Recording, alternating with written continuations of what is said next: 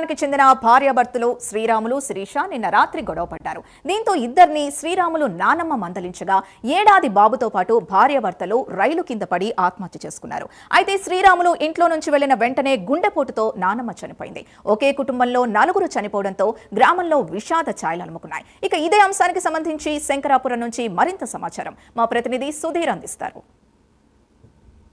నగరంలోని శంకరాపురంలో ఓ ఇంట్లో హృదయ విదారక ఘటన చోటు చేసుకుందని చెప్పుకోవచ్చు. అయితే ఈ నేపథ్యంలో కూడా ఏదైతే కడప నగరంలోని శంకరాపురంలో నివాసించినటువంటి శ్రీరాములకు సంబంధించినటువంటి కుటుంబంలో ముగ్గురు కూడా పూర్తిస్థాయిలో కూడా గత రాత్రి అర్ధరాత్రి సమయంలో కూడా కడప నగర సమీపంలో ఉన్నటువంటి రాయచోటి రైల్వే బ్రిడ్జ్ ట్రాక్ వద్ద కూడా ముగ్గురు కూడా ఆత్మహత్య చేసుకున్న ఘటన ఇప్పుడైతే కనుక పెద్ద సంచలనంగా మారిందని చెప్పుకోవచ్చు. అయితే ప్రస్తుతం మనం కడప నగరంలోని ఏదైతే ఆత్మహత్యకు చేసుకున్నటువంటి ముగ్గురు ఉన్నారో వాళ్ళ ఇంటి వద్ద ఇక్కడ చూసుకోవచ్చు. పూర్తిస్థాయిలో కూడా ఇక్కడైతే కనుక విషాద ఛాయలు నెలకొన్నాయని చెప్పుకోవచ్చు. అలాగే మనం చూసుకోవచ్చు అర్ధరాత్రి సమయంలో కూడా ఇక్కడ కుటుంబ సభ్యులతో కూడా పూర్తిస్థాయిలో గొడవ పడి ఇక్కడి నుంచి కూడా ఎవరైతే శ్రీరాములు అలాగే భార్య శిరీష అలాగే మరోపక్క కుమారుడైనటువంటి 10 నెలల కుమారుడితో సహా పూర్తిస్థాయిలో ఇక్కడ ఇంటి వద్ద నుంచి కూడా కొట్లాడి వాళ్ళు పూర్తిస్థాయిలో రాత్రి 10:30 గంటల సమయంలో ఆటో ఎక్కి ఇక్కడి నుంచి నేరుగా మనం చూసుకుంటే కనుక ఏదైతే నగర సమీపంలో ఉన్నటువంటి రాయచోటి రైల్వే బ్రిడ్జ్ వద్దకు వెళ్ళడం జరిగింది. అయితే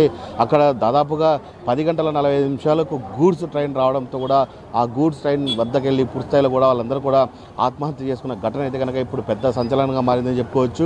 అయితే పూర్తిస్థాయిలో అక్కడే మృతదేహాలు కూడా పూర్తిస్థాయిలో చెల్లాచెదరు కావడంతో కూడా పూర్తిస్థాయిలో పోలీసులు సంఘటనా స్థలానికి చేరుకొని అక్కడ ఉన్నటువంటి 3 మృతదేహాలను కూడా కడప రిమ్స్ మార్చరీకి కూడా తరలించడం జరిగింది. అయితే ఇక్కడ మనం చూసుకోవచ్చు ఒక పెద్ద ట్విస్ట్ ఉందని చెప్పుకోవచ్చు.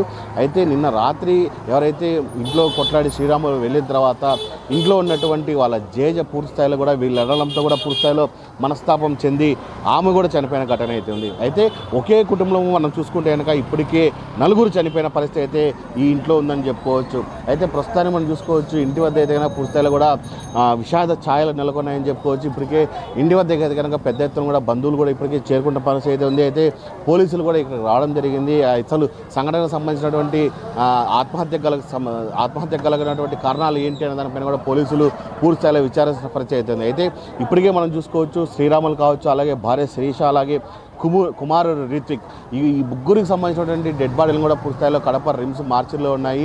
వీళ్ళ పూర్తిస్థాయిలో కూడా దాదాపుగా వీళ్ళ బాడీలను కూడా మధ్యాహ్న సమయంలో కూడా పోలీసులు అలాగే అక్కడ ఉన్నటువంటి ఎవరైతే గవర్నమెంట్కి సంబంధించిన అధికారులు అందరూ కూడా పోస్ట్మార్టం నిమిత్తం కూడా ఆ బాడీలను అయితే కనుక ఇంటికి పంపించే ప్రయత్నం అయితే చేస్తారు. అయితే ముఖ్యంగా మనం చూసుకుంటే కనుక ఒకే కుటుంబంలో కూడా దాదాపుగా 4 చనిపోవడం అయితే కనుక పెద్ద సెన్సేషన్గానే ఉందని చెప్పుకోవచ్చు. అయితే వీళ్ళు ఇంట్లో కొట్లాడి పోయిన తర్వాతనే పూర్తిస్థాయిలో కూడా ఇక్కడ ఉన్నటువంటి వాళ్ళ పెద్ద జేజ్ కూడా చనిపోవడం జరిగింది. ఆమె చనిపోయిన అనంతరం కూడా వీళ్ళైతే కనుక రాత్రి కడప రైల్వే స్టేషన్ సమీపం వెళ్ళి వాళ్ళు కూడా చనిపోవడం జరిగింది.